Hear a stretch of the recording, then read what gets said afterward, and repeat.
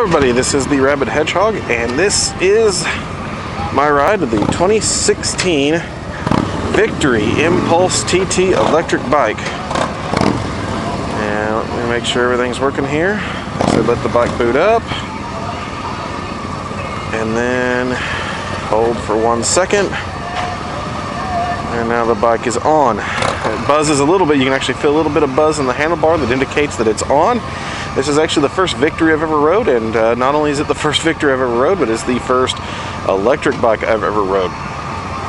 This particular bike has a little system that says it's on. It blinks, it lets you know, tells you which light system's on. You know, if it's on the low beam, high beam right there. Kind of strange. Has a sport and eco mode. Just waiting for it.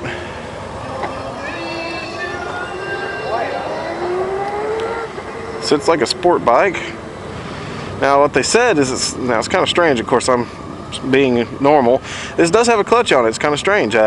Instead of being like a regular bike where under power you'll go ahead and clutch it and all that, what you do is you leave it in third gear, and it's good from between the mileage of 0 and 80.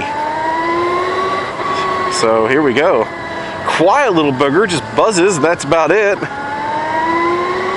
Being electric, it has of course a lot of torque right off the line. Very smooth operating.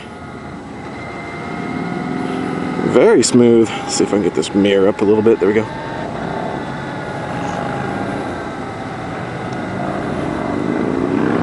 Get to use the controls here.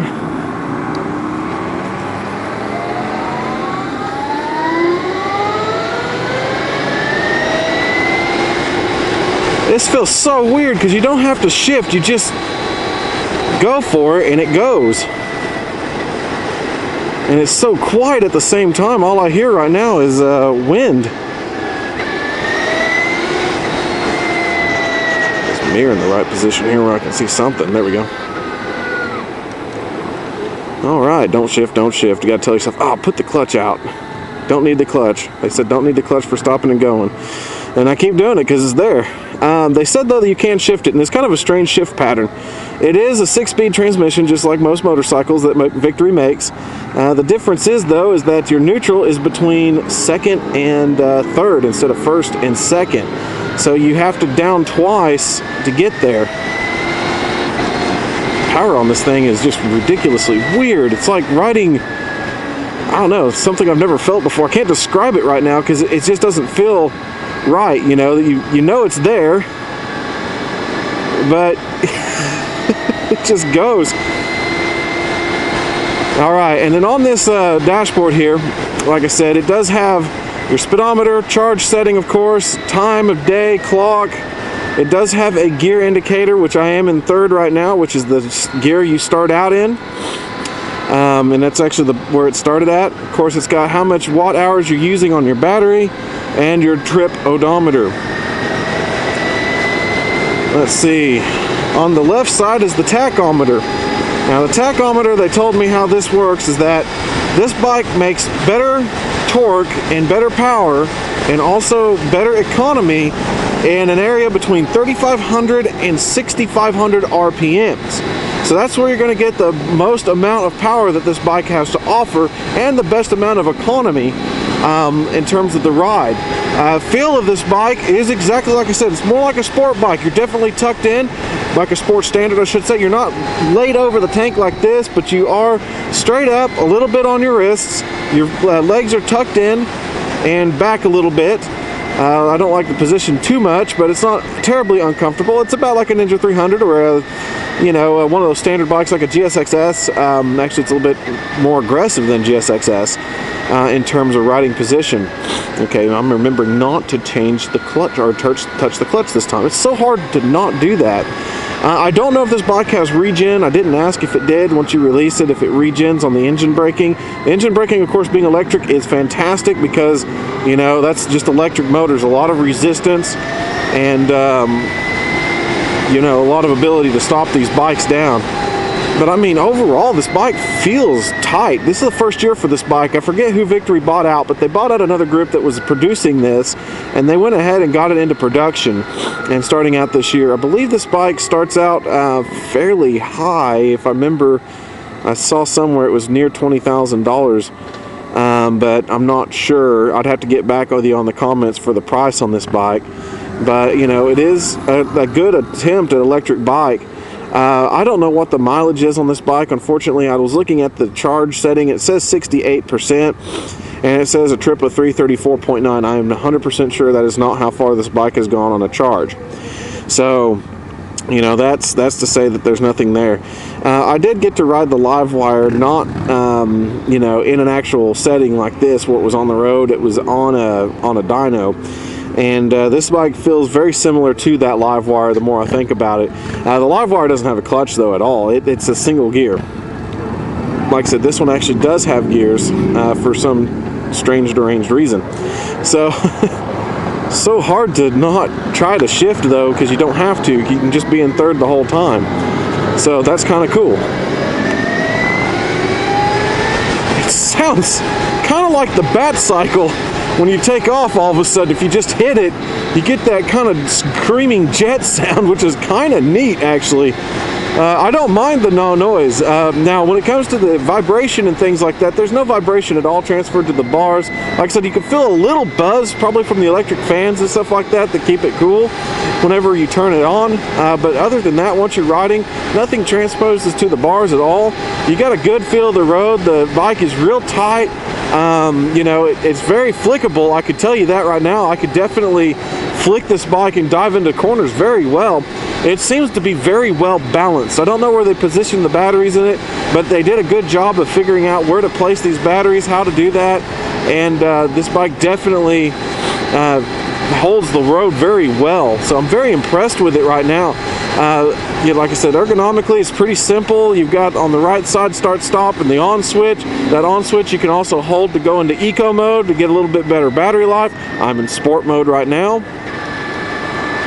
Left side, of course, turn signals, bright selector, flash to pass, can't talk, and horn.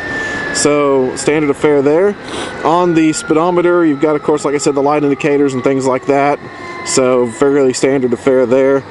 Neutral indicator does not exist, except, you know, probably if I click it down a couple of times here.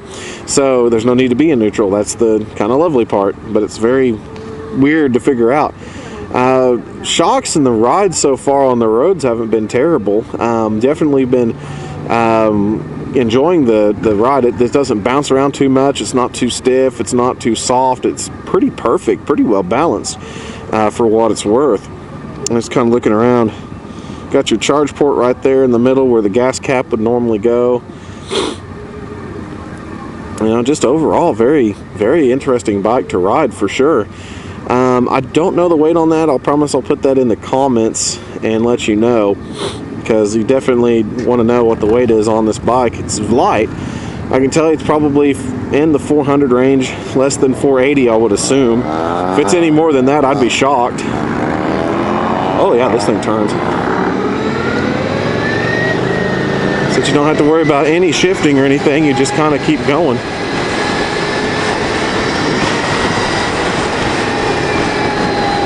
Brakes grab really well as well. I'm gonna have to look at the one next to me next time I see it. See what if it's got dual. I think it's got dual disc up front, single disc in the rear. I'll take a look at that here in a second. But it stops really well. Brakes grab very, very well. Like I said, engine braking's fantastic, but it's electric, so you got that resistance.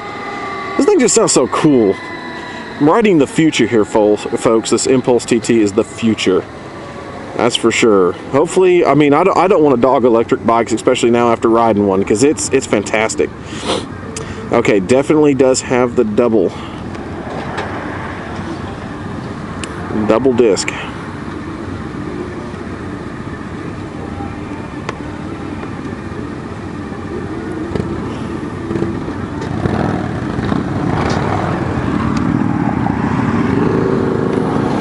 Just feels so weird to not clutch on, clutch off. It's definitely a different riding experience. I mean, I love the fact that it has a clutch though, because the Livewire, like I said, does not. None of the Zeros do either. I've sat on Zeros, I've never got to ride one, but they don't have anything either in terms of clutch. So this one actually giving the ability to shift, that's pretty cool. That makes me like this bike a lot more. Even though I don't have to shift, I can, you know, if I want to, not that I need to, that I want to. So that kind of gives it a cool thing. Yeah, this is really neat how it just rides. Just love the way it sounds, that scream it makes. I don't know if the camera can pick it up at all, because otherwise it's quiet. Handles these bumps really well. I mean, it's very tight. I would say that the seat overall though will eventually wear on you, because we're not very far into the ride and it's definitely wearing on me a little bit. That's because I'm more of a cruiser type bike and I don't care for the, you know, standards or... Oh gosh, this thing takes off. We can keep with that 106 just fine if we wanted to. We could probably beat him. Anyway, but when it comes out to it, like the seat, it's very thin. That's what I should say. I mean, it's not the seating position at all. I'm kind of realizing it's just the seat is very, very thin. So it'll definitely start to wear on you after a long time, but nothing an aftermarket seat wouldn't be able to take care of. Maybe a Corbin or something like that. Pedal box is very good. I've made it known that I have really large feet and I can actually get my feet into this pedal box real easily. Real easy to get to the brakes, everything like that, and not have to accidentally rest on them or anything. So that makes me happy right there. Jeez, I just love how it instantly responds. I mean, there's no delay on anything. It just kicks and goes. Quite a spectacular little bike they've got here. I'm just in awe of this thing. Good job, Victory. Good job for beating Harley to the punch. I mean, you're definitely thinking, oh well, they're going to get the Livewire out there pretty quick. We better go ahead and do something about it, and you guys did, and you guys did a phenomenal job. Good job with this Impulse TT, Victory. So, is this a Rabid Hedgehog buy? Well, it can be. I mean, it depends on what you want to do. If you're eco-friendly and you don't want to have gasoline motorcycle and you don't have too long to ride, if you use it as a daily commuter and, you know, say you ride 40, 50 miles, you know, a day or so, that will probably be perfect for this bike. That way you can take it to work, bring it back home, charge it up. Takes overnight to charge from what I understood. And I believe it has an over 100-mile range, so I mean it has a decent amount of range for you. I'll put the exact range that I can as soon as I know, and that way you guys can read it in the comments. But this bike right now, this is the future. You know, a lot of us are going to be getting away from gasoline here pretty soon. I know that it doesn't seem like it, but trust me, that's the way they want the world to go. Once the $100 barrel oil comes back, we'll want it to go that way too. So, you know, it's good to see that they can pack an electric motorcycle into an awesome little package that's enjoyable and a thrill to ride. This is the Rabid Hedgehog. If you have any more questions, I'll do some more research on this Impulse TT, let you know, and we'll catch you on the flip side, and we'll keep reviewing bikes. Thanks.